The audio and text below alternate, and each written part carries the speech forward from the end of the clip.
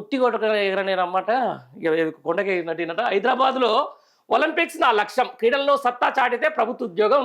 2028 December నాటికి అందుబాటులోకి sports మంత్రి రేవంత్ రెడ్డి.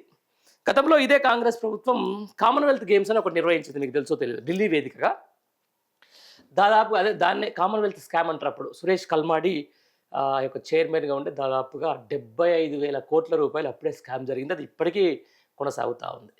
అంటే ఒక ఒలింపిక్స్ నిర్వహించడం వల్ల ఏం జరుగుతుందనేది మీకు తెలుసో లేకపోతే తెలవక మాట్లాడుతున్నా నాకు తెలియదు కానీ, పొట్ట వలగజీరితే ఒక రూపాయి వెళ్తలేదు. పక్క రాష్ట్రమోడు మనల్ని దొంగ లెక్క చూస్తూ ఉన్నాడు. ఢిల్లీకి పోతే చెప్పులు ఎత్తుకపోయేటోళ్ళు లెక్క చూస్తూ ఉన్నాడు అని చెప్పేసి మాట్లాడిన వ్యక్తి ఒలింపిక్స్ నిర్వహించడం అనేది సాధ్యమా? ఒక మాట మీకు చెప్తా. ఒలింపిక్స్ అనేది నిర్వహిస్తే ఎంత ఖర్చు అవుతుందో సింపుల్గా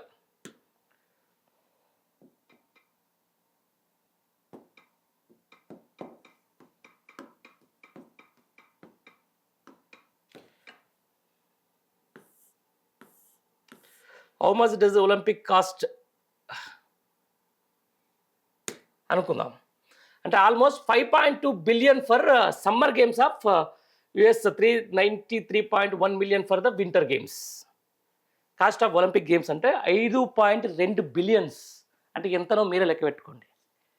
అంటే ఒక ఒలింపిక్స్ నిర్వహించడానికి అయ్యే ఖర్చు 5.1 బిలియన్స్. అంటే మా అన్న ఏం చేస్తుండే, హైదరాబాద్లో ఒలింపిక్స్ పెడతారు. ఎస్, పెట్టాలి. ఒలింపిక్స్ అనేది రావాలి. ఒలింపిక్స్ అనేది వస్తేనే రాష్ట్రంలో కానీ దేశంలో కానీ స్పోర్ట్స్కి ఒక కొత్త ఊపు వస్తుంది. కానీ దానికి ఇన్ఫ్రాస్ట్రక్చర్ సంబంధించిన దాని మీద రైట్. హైదరాబాద్లో గతంలో ఏఫ్రో ఏషియన్ గేమ్స్ ఇక్కడ నడిచినాయి.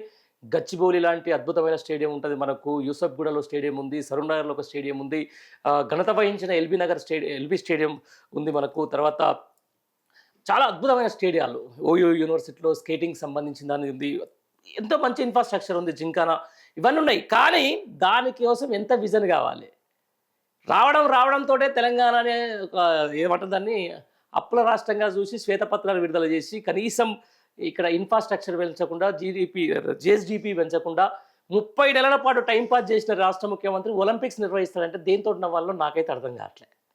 ఇప్పుడు కొత్తగా పెరిగింది ఏందో అంటున్నా. ఈ గవర్నమెంట్ వచ్చిన తర్వాత ఐటీ ఉత్పత్తుల్లో కానీ లేకపోతే రాష్ట్ర ఉత్పాదక రంగంలో కానీ లేకపోతే కొత్త పెట్టుబడులకు సంబంధించిన విషయంలో కానీ అంకెలకే పరిమితమైంది. కానీ ఇక్కడ అంత 5.1 బిలియన్స్ ఖర్చు చేసి ఒలింపిక్స్ నిర్వహించేంత సత్తా ఉందా? అంటే ఈయన మాట్లాడే మాటలకు లేకపోతే ఈయన ఇచ్చే ప్రకటనలకు ఏమైనా సంబంధం ఉందా? ఒలింపిక్స్ నిర్వహణ అంటే అంత ఈజీ అనుకుంటుండా? అసలు ఏంది? ఇంకేం మాట్లాడుతారో చూద్దాం. మహాత్మా గాంధీ ప్రారంభించిన యంగ్ ఇండియా పత్రికా స్ఫూర్తితో యూనివర్సిటీకి ఈ పేరు పెట్టాం. 1999 నుంచి 2004 వరకు Afro Asian Games, World Military Games, Commonwealth గేమ్స్కు హైదరాబాద్ ఆతిథ్యం ఇచ్చింది. తర్వాత 20 ఏళ్ల వరకు ఆ తరహా కార్యక్రమాలు చేపట్టట్లేదు. ఉమ్మడి రాష్ట్రంలో 23 ఏళ్ల క్రితం క్రీడా సదుపాయాలు కల్పిస్తే వాటిని పెళ్లి వేడుకలు, రాజకీయ కార్యక్రమాల కోసం అని చెప్పేసి అంటున్నారు. మొన్న ఏదైతే రగ్బీ ఇక్కడ ఏదో ఈవెంట్ జరిగింది. రగ్బీ ఈవెంట్ తర్వాత ఎగ్జాక్ట్లీగా ఆ తెల్లారే ఏదో కాన్సర్ట్కి ఇచ్చినట్టు, పెళ్లి వేడుకకి ఇచ్చినట్టు మొత్తం టోటల్గా కొట్టి పడేసాడు ఏదో రగ్బీ స్టేడియం, గచ్చిబౌలి స్టేడియం. మళ్ళీ ఇప్పుడు కూడా మీరు పోండి ఎల్బీ స్టేడియంలో ఈయన ఎన్ని సభలు పెట్టిండు ఈయన వచ్చిన తర్వాత. ఎల్బీ స్టేడియంలో ఎన్ని రాజకీయ సభలు పెట్టిండు రేవంత్ రెడ్డి వచ్చిన తర్వాత కూడా మీకు నేను డీటెయిల్స్తో పాటు ఇస్తా.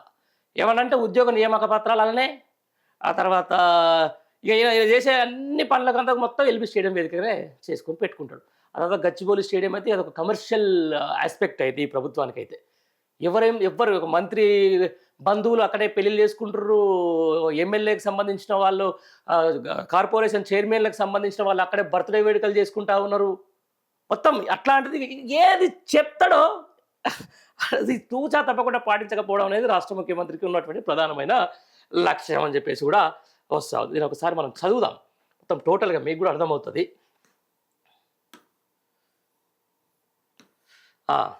మాత్రమే వినియోగించుకునే పరిస్థితి. ఈ నేపథ్యంలోనే క్రీడా సంస్థను పునరుద్ధరించాలని ప్రభుత్వం సంకల్పించింది. క్రీడల్లో అత్యుత్తమంగా రాణించే వారికి ఖచ్చితంగా ప్రభుత్వ ఉద్యోగాలు ఇచ్చే బాధ్యత తెలంగాణ ప్రభుత్వానికి. కేబినెట్లో నిర్ణయం తీసుకొని విద్యార్హతతో సంబంధం లేకుండా సిరాజ్, నిఖత్ జరీన్లకు గ్రూప్ 1, దీప్తికి గ్రూప్ 2 ఉద్యోగం ఇచ్చాం. పీటీ ఉషను చూసి విద్యార్థులు నేర్చుకోవాలి. ఓటమి రాగానే కుంగిపోవద్దు, దాన్ని సవాల్గా తీసుకుందాం. 82 ఎకరాల్లో నిర్మించబోతున్నాం. భారత్ 2036లో ఒలింపిక్స్ సాధిత్యం ఇవ్వనుంది. వాటిని హైదరాబాద్లో నిర్వహించేలా కార్యాచరణ రూపొందించాం. ప్రపంచ స్థాయి అంగులతో క్రీడా యూనివర్సిటీని 42 ఎకరాల్లో నిర్మించబోతున్నాం. ఈ ఏడాది నవంబర్లో ఖేలో ఇండియా యూత్ గేమ్స్ 8వ ఎడిషన్ క్రీడలు, జాతీయ జిల్లాల జూనియర్ అథ్లెటిక్ మీట్ టోర్నమెంట్స్ తెలంగాణలో నిర్వహిస్తాం.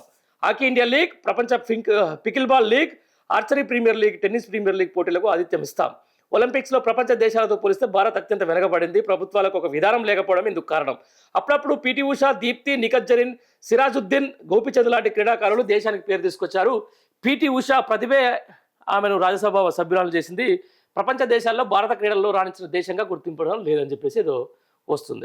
ఒలింపిక్ అసోసియేషన్ అధ్యక్ష పీటీ ఉషా మాట్లాడుతూ, ఒక అథ్లెట్గా విజయం సాధించడానికి మంచి గురువులు, సరైన శిక్షణ, వైద్య సదుపాయాలు ఎంతో అవసరం అన్నారని చెప్పేసి కూడా వస్తున్నటువంటి మాట. ఇక తర్వాత క్రీడా మంత్రి శాఖ భారత్ కార్యక్రమాన్ని రాష్ట్ర ప్రభుత్వం ఎంపిక చేసుకుని అంతర్జాతీయ షూటర్లు ఇషా సింగ్కు 3,30,82,000, ధను శ్రీకాంత్కు 2.1 కోట్లు, తనిష్క్ మురళీధర్ నాయుడుకు 53,65,000, బాక్సర్ నిఖత్ జరీన్కు 60 లక్షలు. ఈనాడు సిఎస్ఆర్ కార్యక్రమం లక్ష అథ్లెట్ దీప్తి జివాన్జీకి 50 లక్షల చెక్కును అందజేశారు. ఈ కార్యక్రమం మండలి చీఫ్ విప్ పట్నం మహేందర్ రెడ్డి, రాష్ట్ర ప్రభుత్వ సలహాదారు ఏపీ జితేందర్ రెడ్డి వీళ్ళందరూ పాల్గొన్నారని చెప్పేసి కూడా మనకు ఒక వార్త అయితే వస్తున్నటువంటి మాట. సరే, ఏదేమైనా కూడా మంచిదే, క్రీడలకు